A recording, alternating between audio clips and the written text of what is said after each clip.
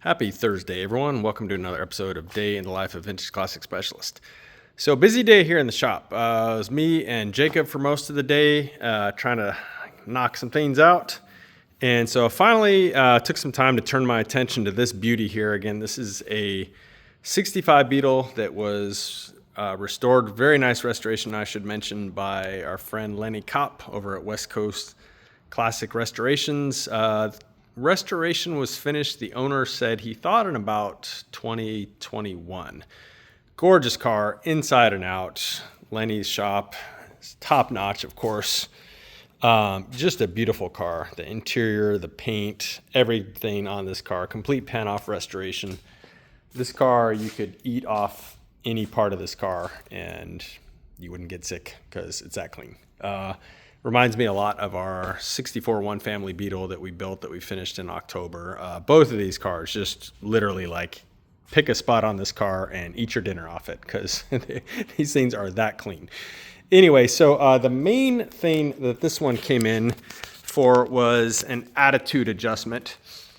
And I'm not sure why, but when Lenny's shop put this together, he's got a mechanic that he works with. The back of this car was way too low.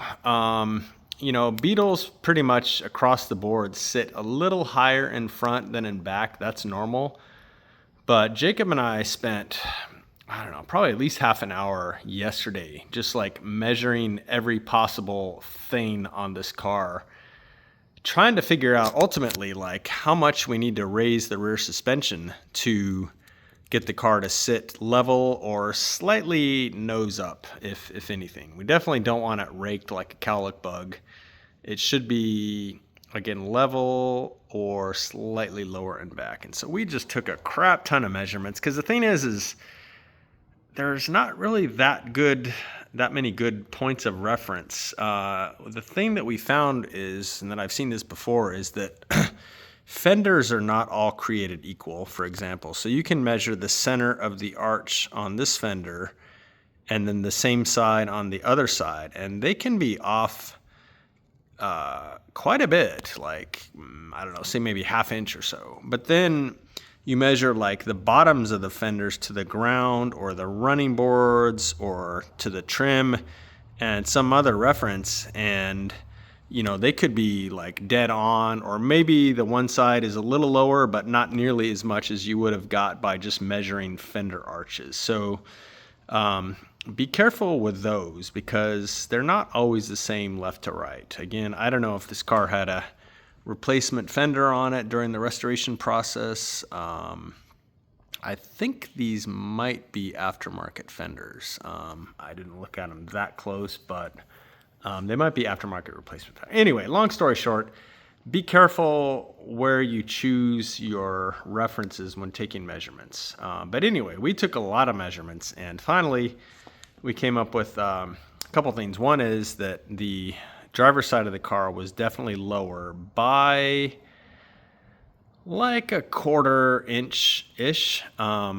And then overall, the back of the car was too low by, believe it or not, about 1 3/4 inches. I mean, just massively too low in back. The thing looked like a tuna boat or something. And so I pulled it apart today, the back, and adjusted the splines left and right, obviously. And yeah, I went 8 splines on the left and 7 on the right. And so when I say splines, I mean a combination of inner and outer. So 8 splines inner and then 7 outer, which has a net effect of raising it. In this case, about 1 3/4 inches. And then on this side, 7 inner and then 7 followed by 7 outer. And that's a little less than what that side was. So yeah, the car is sitting pretty dead on level right now, left to right. So we got that balanced out. And then I just kind of rolled it back and forth in the shop. I don't have a lot of space in here at the moment, but I kind of rolled it back and forth a couple times while bouncing on the back, or, pushing down, bouncing the back to kind of get the suspension to settle, and got it settled pretty good. It'll settle a little bit more when driving, I think, but pretty much how it is right now. It's more or less like dead even again, and this time using the running boards as a reference. It's pretty much dead even right now, which I'm pretty happy with. And again, I think when I drive it, the back is going to settle a little bit more. So it may end up a little bit nose up, which again is strictly speaking pretty correct for these cars. That's how they more or less all sat. So I would be happy with level or slightly lower in back. Either way, huge difference. The car just looked silly before because the back of it was literally like that much lower than the front. So yeah, that's a big job. You got to pull the axles off the spring plates and then disconnect all that stuff and pull the spring plate retainers and the spring plates and then index them, and it's a pretty big job. So most of the day doing that on both sides. So I did that, and then the only other, well, a couple other little things I did was he mentioned it had an oil change recently, so I didn't change the oil. However, when I asked him about the valve, adjusting the valves, he said he didn't know that it had ever been done. Eek. So I went ahead and adjusted the valves on, obviously on all 4 cylinders, and they were all too tight.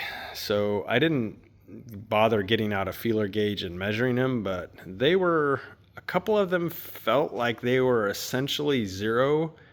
And then the rest of them were maybe like 1 or 2 thou. We usually aim for about 5 and just set everything at 5. Yeah, they were definitely way less than that. In some cases, probably 0. So his valve train was probably nice and quiet. However, the risk is, especially on the exhaust valves, is if the exhaust valves aren't closing all the way when the motor expands and stuff, is that you get leak past the exhaust valve when it's closed, and that can actually overheat the valve and cause the valve to fail. Eek.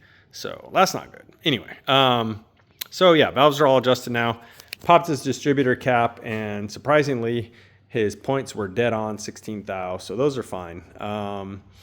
He did mention it was kind of like stalling a little bit and stuff, so I think I'm going to go ahead and pull his carburetor off and go through it and install a rebuild kit in it. Just make sure it's, top notch, and then I'll tune the carburetor, of course, set the idle mixture, all that good stuff.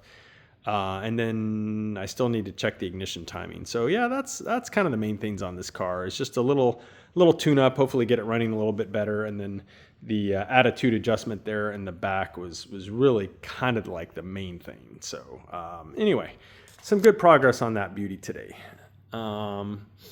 This one I didn't actually physically do anything to. However, I did manage to get its wheels, and they're a little dirty, but they are brand new, and picked those up from a friend of mine who happened to have a spare set.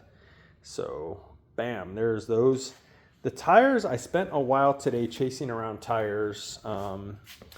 The ones that I wanted for this car, originally some Yokohamas, and one of them, I don't remember if it was the front or the rear tire rack, had literally only one in that size.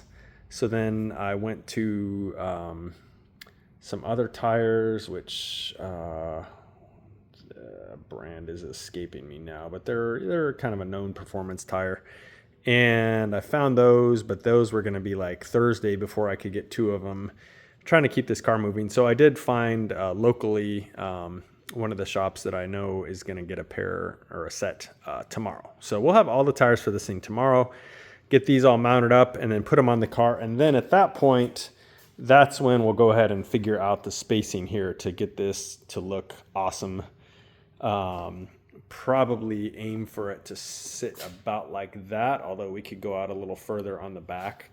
But yeah, so that is going to be awesome. So hopefully on tomorrow night's video, you'll see this thing sitting on all 4 wheels and tires. However, I probably won't have the spacers on here, so they may be tucked in a little bit, but be patient and the awesomeness will be forthcoming. Let's see, the only other thing, well, a couple other things actually, now that I think about it. It was a busy day.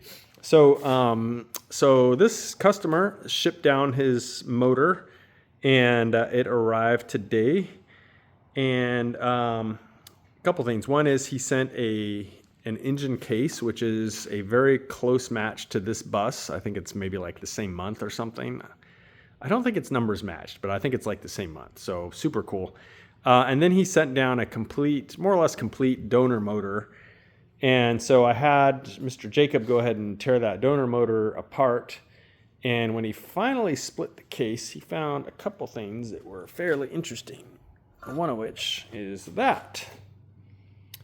Well, last I checked, that was supposed to be attached right there. So, wow, that's kind of impressive. That was just broken off there. And then, not surprisingly, and in fact, what I think caused that is this carnage here. Yeah, look at this crank. Whew. Dang. Just snapped right in half. Yeah. So that was kind of a surprise for us and for the owner as well, because he mentioned that he bought this motor probably like 8 years ago, and he bench tested it and it ran, and he didn't notice any weird noises or anything. VW motors actually run pretty well with broken cranks. If you put a load on them, or depending on how it breaks, they might make a lot of racket, but they'll just keep running. These things are kind of amazing. They'll keep running with a broken crank. I've done it before. It's not fun. However, yeah, so I think probably what happened is the crank let go first, and then that thing pounding around the crank in two pieces took out that web there where the center main bearing is. So luckily, Brian Roth, who is going to build this long block, and he has a spare 40 horse crank and a set of rods. So we'll just go ahead and get the crank and rods, and then we'll send all this stuff to Brothers Machine in Ontario, and then they can rebuild it all. They can pick the best rods between what we have here, which may or may not be damaged from this fiasco, and the ones from that we'll get from Brian. So we'll pick the best of everything, and then have it all machined and stuff like that, and put together we're going to make it, as we always do pretty much with 40 horses, we'll make it a 1385. So it's like 16% more displacement. So it's enough to bother with, especially in a heavy vehicle like a bus. Having a 1385, a couple hundred extra cc's roughly, it makes a difference, drivability and stuff. So yeah, a little 1385 40 horse with a lot of nice original parts on it. So it's going to be just as bitchin' as everything else on this bus. So keep you guys posted on that. The only other small thing was on this beauty here, which I think he's picking up tomorrow. We were crawling around under it because the owner stated that he smelled some fuel smell on the car, and he wanted to have us check it out. Old cars, people aren't necessarily used to this. Old cars, they smell like gas when you park them in a garage.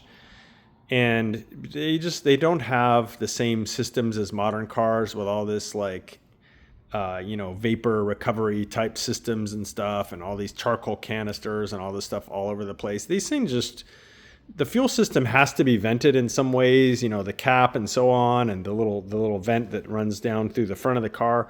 That stuff just vents to the air. And of course the fuel system has to be able to breathe. Otherwise you would pull a vacuum on it, and the engine would not run. So they have to be ventilated 100%.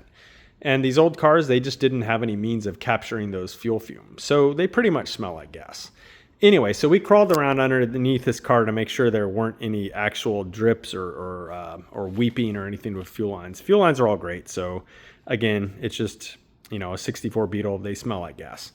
However, what Rafa noticed when he was crawling around up underneath the front was that the little nut that holds the line, or the line that comes out of the brake fluid reservoir, that little thing was cracked, and I just dropped the piece that was busted off.